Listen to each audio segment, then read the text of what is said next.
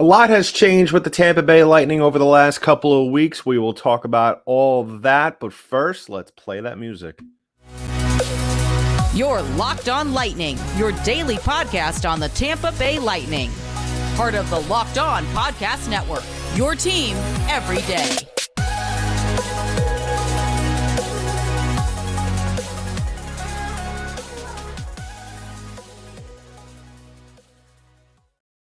Welcome to another episode of Locked On Lightning, part of the Locked On Podcast Network, your team every day. I'm your host, Adam Danke. Thank you for joining us on this post 4th of July episode. Hopefully everybody had a safe and fun 4th of July. And if you haven't already done so, please go ahead and subscribe to the show. Give us a follow wherever podcasts are distributed in audio form.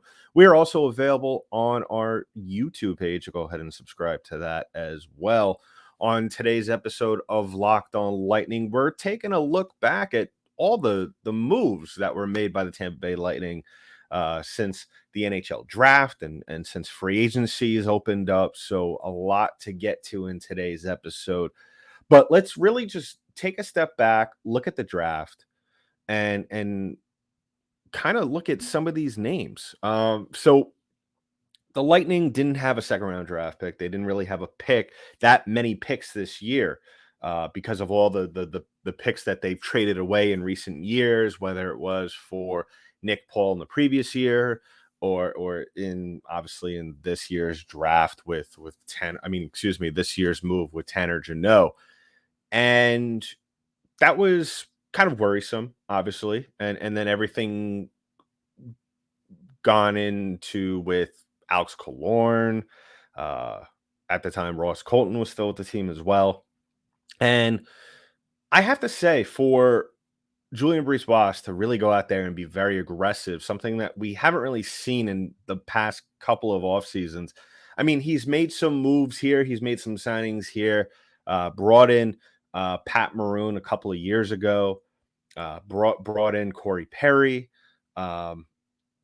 And, brought in Ian Cole as well, some pieces here and there. But I guess the biggest move that we've seen, and we'll get to that in just a little bit, was Conor Sheary, the Conor Sheary signing, which I was very pleasantly surprised about. But kind of going back, as we all know, going into this offseason, it was going to be very difficult, I thought, for the Tampa Bay Lightning to be able to kind of reassemble things. And I don't mean at the NHL level, I mean at their minor league system. That is for obviously Orlando, as well as most importantly, Syracuse. And a lot of that has to do with picks, draft picks, which, as we all know, the Lightning don't really have a lot of. And so, which is why I was very excited, yet a little bit saddened when the Tampa Bay Lightning traded away Ross Colton to Colorado for their second-round draft pick, which did result in Ethan Gauthier, which I thought was a very good pick. And I think that he will be a very, very good addition in the next couple of years as he continues to progress. I was surprised that they traded Ross Colton. I kind of figured with the limited amount of time that he has had with the Lightning, as we all know, came to the team or came up through the system only a couple of years ago, was on the second of those back-to-back Stanley Cup teams, scored the game-winning goal in Game 5 against Montreal, had a very good year his next year, and then has taken a step back since then. I would have really thought, and I think a lot of people would agree with me with this, is that I really thought that Julien Brisebois and the Tampa Bay Lightning were going to kind of give it another year with Ross Colton. Now, as he has become a restricted free agent, I also get it at the same time as to why the move was made. And it was just a move that I think made sense, not only for the Tampa Bay Lightning, but as well for the Colorado Avalanche. They're looking to retool. You bring in a still a very, very young forward in Ross Colton, who is under team control. You get to basically sign him to almost what you want within reason, and you give away a second round draft pick to a Tampa Bay Lightning team who very much needs that draft pick. So I would say probably one of the better trades that we have seen thus far in Julien Brisebois's tenure. I think probably the Blake Coleman trade and then the Nick Paul trade, probably the first two that probably the top two. Now you could probably, depending on who you like more, whether it be Blake Coleman or Nick Paul, you could rank those however you wish to do. But as some of you may have known coming into this draft and especially this offseason, I was very critical of Julien Brisebois, and I was very curious as to see how he was going to handle the offseason, especially after that blunder of Tanner Jeannot trade. And I'm going to continue, regardless of if Tanner Jeannot does become a very good forward, which I still think he will. I still think that he will be a very valuable asset to this Tampa Bay Lightning team. But as we all know, and as we will all continue to say, that he was not worth the haul that Nashville got back in return for him. But a lot of moves, like I said, have been made. Connor Sheary signing a 2-year deal with the Tampa Bay Lightning, which I was, like I said, a huge fan of. And so this Lightning team, as well as Alex Killorn leaving in free agency to Anaheim, which was bittersweet, but I think at the end it will benefit the Tampa Bay Lightning, and we'll continue to talk about that throughout the course of the summer. I think that, what you were going to get for Alex Killorn in the immediate future being this season, I think that the long-term investment, because I'm pretty sure we will. Now, we may not see it just because, maybe some Lightning fans will follow Anaheim closely just to see how he pans out. But I would bet money probably in the next year or so, we will see a very, very obvious decline in Killorn's game. But you know what? I think that in the end, he will be successful. He's what the Anaheim Ducks are looking for. They are a very young team. You splash in a little bit of veteran leadership there. Alex Killorn is your guy.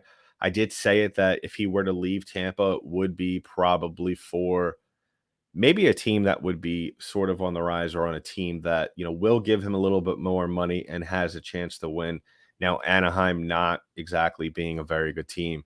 We'll see how they play out this year. But looking at this Lightning team, and like I said, we will continue to discuss the moves that were made by Tampa Bay. So Sheary slides into that third role for that third line role, which just to talk about Connor Sheary real quick, what you got for him is a phenomenal player who has the experience, who could come in with the right situation, be a very effective player. Last year, he had 15 goals and 22 assists.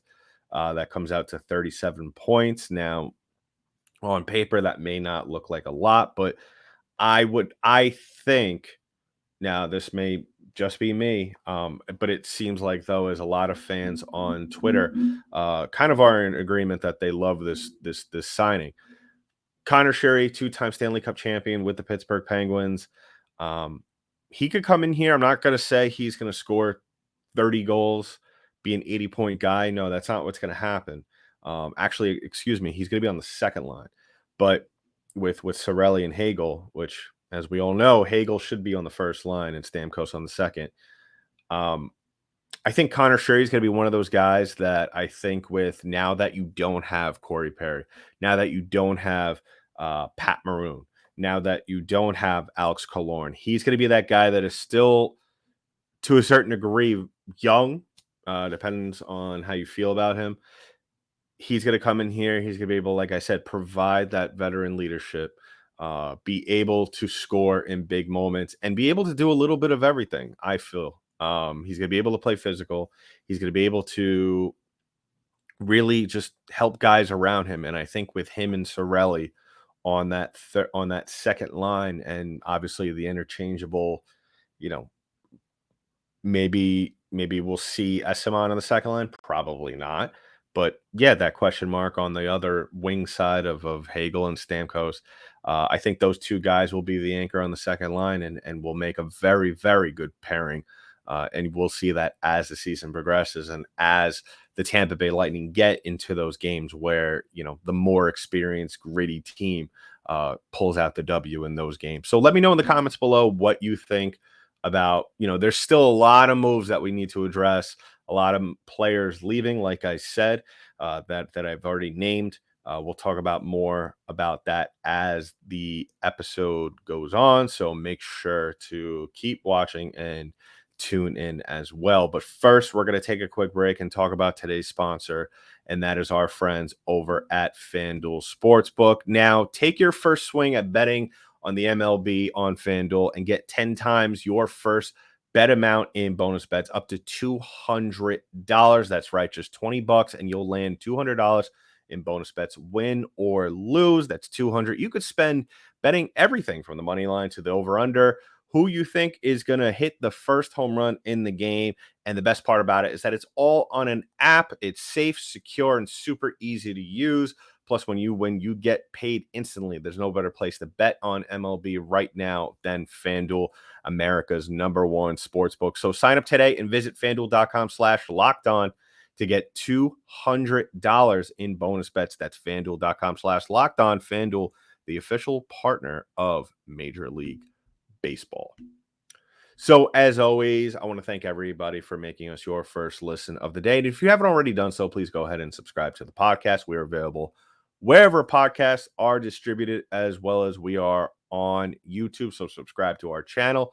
If you haven't already heard, as we get closer and closer to that treasured 1,000 subscriber mark, once we hit that, we will be raffling off a Steven Stamkos signed puck to anyone as long as they are subscribed to the channel. You are automatically entered into that pool of people that are eligible. So yeah, like I said, and like I've spoken about in the better part of the show, is a lot of moves have been made, and I don't think that the Lightning are done. Now, I'm not going to sit here and say that they are going to make some big splashes. Now, the big name on everybody's lips right now, and I'm going to tell you right now, I hate to say it, unless the Lightning make an incredible move where they clear up some more cap space and are able to have a player like this on their team, I think that we could all count the Lightning out of the Vladimir Tarasenko sweepstakes. Now, it was reported earlier today, prior to recording this episode, that he did switch his representation. If that makes anything different, I don't think it does. Like I said, I don't think that unless he takes the minimum, even then the Lightning can't afford him right now. But at the same time, who knows? Crazier things have happened. Maybe the Lightning will make a big trade for a bunch of picks and then be able to slide him into a spot in their lineup, which, like I said, I don't. If the Lightning pick him up, I think we could probably slide him into the second or third line. But like I said, the chances of that happening are slim to none.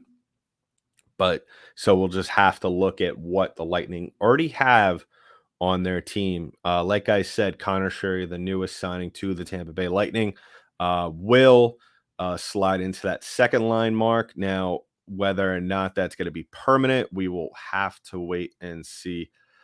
But, I think if I had to put money on it, I would say that most likely, unless we see some incredible scoring output from Nick Paul or Tanner Jeannot or even Mike Yesman, who I think has that ability to score, but he's not a 30-goal scorer until he shows me otherwise. And I think that his ceiling right now for Yesman is probably going to be 10, 12 goals, which for a player like that, I think that and would be very beneficial to the Lightning and would be an incredible performance by him, at least I think Sheary is going to stay on the second line. Now, obviously, the biggest question mark is going to be whether or not John Cooper is going to be able to flip-flop Steven Stamkos and Brandon Hagel. Will he be willing to do that? Now, I'm not entirely sure. I don't know. I have been seeing other reports. Now, I'm curious as to see how this folds or how this unfolds, excuse me, if the Lightning will be willing to trade like a Philippe Myers, or some other player who does have, some. In my opinion, it's dead money because he has not shown, at least in the past year that he's been with this team, that he could play at the NHL level. Um, the Lightning also just brought in a defenseman for 700 grand, Calvin Haan, who I think is going to be a very good piece for this team. He's going to get a lot of playing time. He's going to be expected to come in here and eat up minutes over the course of the season. And just in case you're not familiar with Calvin Haan, last year he had 2 goals and 10 assists with 49 blocks. So he will be a very good addition and a very good player on that third line pairing with Zach Bogosian. Now, whether or not that is set in stone is yet to be seen. But I just think that this team, if you're displeased with how this team looks right now, well, I will tell you that chances are we might see some changes as the offseason goes. But really, that goes back to whether or not Julian Breesboss is okay with the way this looks. My opinion, I would like to see him make some more moves. I also think that, don't count out Darren Radish. I would very much like to see him on the NHL roster at some point as well. Um, but it all depends on how aggressive Julian Breesboss wants to get, if he hasn't gotten aggressive already, just because I think that if you look at this Lightning team and you look at the roster, if we were going to roll this out on night 1 of the NHL season, is this a team that we are confident that could not only compete in the Atlantic Division, but a team that is going to get to a playoff run and be able to go far in the playoffs? Because at the end of the day, that is the end goal here. I think we could all agree on that. Having said that, when I look at this Lightning team and I look at guys that they've brought in, Connor Sheary, like I said, I'm a big fan of his. I was a big fan of his when he was in Pittsburgh. And the other guys that they've brought in, Calvin Haan, and Cole Kiepke coming up to the starting lineup, or he will be in the starting lineup night 1. And you look at some of the forwards, because that's really where the Lightning are weak right now. And you have to ask yourself, as good of a signing or as good of an addition as maybe we think that Luke Glendening will be, as good of an addition to the NHL level that Josh Archibald will be, is that a line, especially on that fourth line, with the shoes that will have to be filled in Pierre-Edouard Bellemare being out, Corey Perry being out, Patrick Maroon being traded just a few days ago to Minnesota? Is this a fourth line that is going to be able to be that line that is going to be able to come in and at times not only go out there and get things started with a big hit or a big play, but are they going to be able to be the anchor that is going to be able to be reliable, that's going to be able to go out there in those big games like I spoke about, those games where the more experienced gritty team wins those games? Are they going to be able to go out there and propel the Tampa Bay Lightning in a tight game over a Carolina Hurricanes or a Toronto Maple Leafs, a Boston Bruins? I say the Hurricanes because they're by far, I think, in my opinion, one of the top teams in the Eastern Conference coming into this season. Are the Tampa Bay Lightning at that level? I don't think so. Like I said, I still think that there is a lot, or well, when I say a lot of moves, maybe 1 or 2 moves that need to be made. But I'm going to say no. I say this team sneaks you into the playoffs. But do they get past the first round? No, I don't think that this team is there right now. I think after your third line, and as well as that third line pairing on defense, still a little suspect. Still a little suspect. I think that the Lightning need to either make additions or Julian Brees is going to stick to his guns and live and die with this team as for now. Because my worry is going to be the latter, that he is done. We go into camp and we go into the regular season, nothing. And then we're sitting here in November talking about the exact things that I'm talking about right now, how it's not working out, how, yeah, these were splashy trades that were made to bolster the draft stock, to get certain players in here, get certain players out that were maybe underperforming or maybe going to demand too much money. And now it's a scramble at the deadline, and some of that draft stock that you have or have acquired over the last couple of weeks, you're going to have to trade away. And now we're back to square one almost, if not worse off afterwards, where Julian Brees may have to overspend at the deadline. And that's definitely not something that any of us want, because as you could tell, with the lack there of draft picks that the Lightning do have right now, they not only shouldn't have to do that, but can't afford to, because now we're talking about setting back the franchise, not only back during the regular season, but back over the next couple of years. So let me know in the comments below what you think. Like I said, I think that there's still many more moves that need to be done, that need to be made over the next couple of weeks. Now, obviously, that might have to come through trades. We might have to be sitting here having even tougher conversations. But at the same time, you look at this roster from at least the offensive side, the forward side, there's really not many moves that you could make to where I am confident, at least at this point in time, that the Tampa Bay Lightning will be able to get something back that will be able to make the difference without giving up a huge substantial chunk of what they already have. So let me know in the comments below as we continue to monitor the Tampa Bay Lightning summer. So wrapping things up on the show, like I've said before, if you haven't already done so, please go ahead and subscribe to the podcast. Give us a follow wherever podcasts are distributed in audio form. We are also available on YouTube, so go ahead and subscribe to the channel.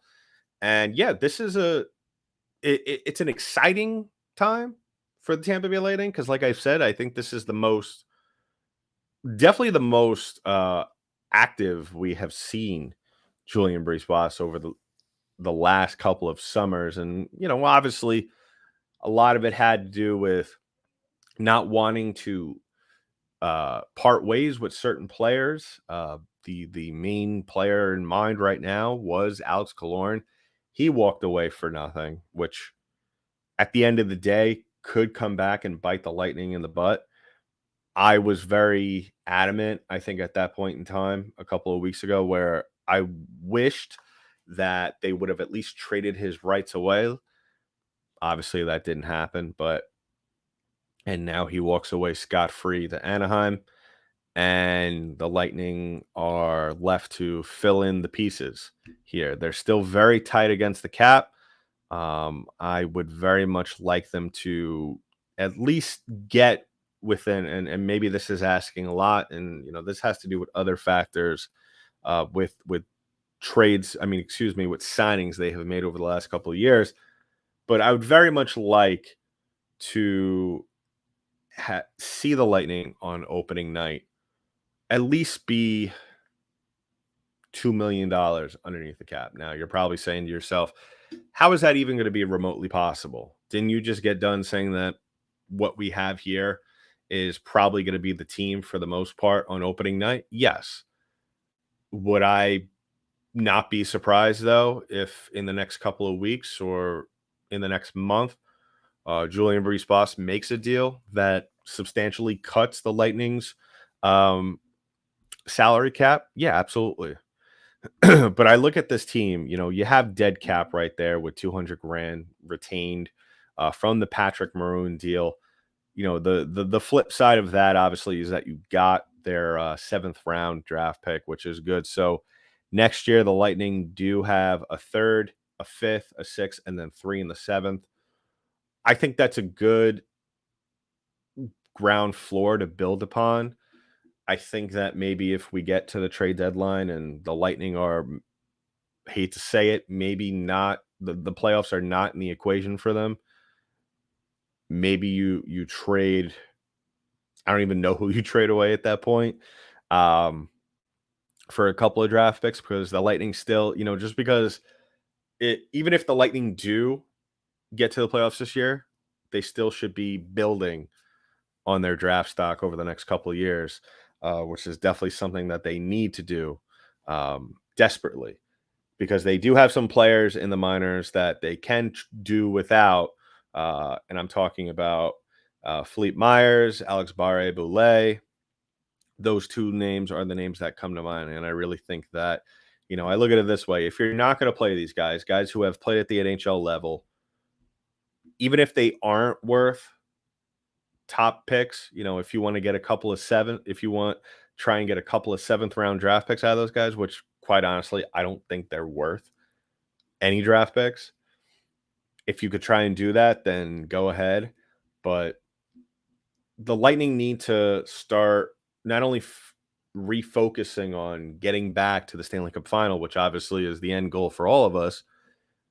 I still think that they need to toe that line of knowing when to sell certain parts in order not only to alleviate themselves from from cap constrictions, but to be able to build upon their minor league system for the future.